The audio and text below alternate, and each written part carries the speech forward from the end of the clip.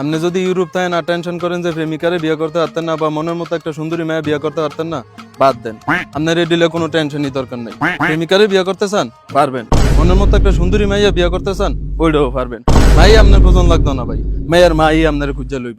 এরপরও যদি মাইয়া আপনার বিয়ে না করে, দরকার হয় মাইয়ার মাই আপনার বিয়ে করবো, এতটুকু আমার বিশ্বাস আছে।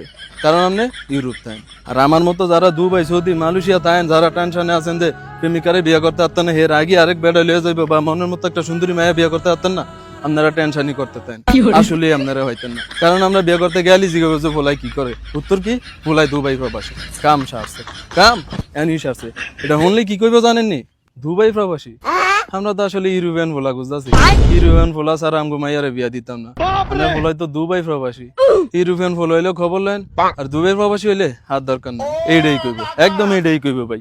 এই দুনিয়া যত সুন্দরী সুন্দরী মাইয়া আছে, অর্ধেক হইছে ইউরোপিয়ান ফোলা করলে গিয়া, আর ভাই অর্ধেক হইছে সরকারি চাকরিজীবী ওলা কাকু করলে গিয়া।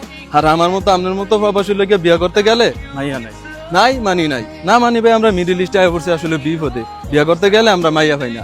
আর যদি ইউরোপ থাকতাম তাহলে কতার আগে মাইয়া পাই লাইতাম। ইউরোপ তাই না বলে বিয়া করতে গেলে মাইয়া পাই না। अम्मा बहन पे आ जाऊंगा मैं, इनकी अम्मा बहन पे आ जाऊंगा।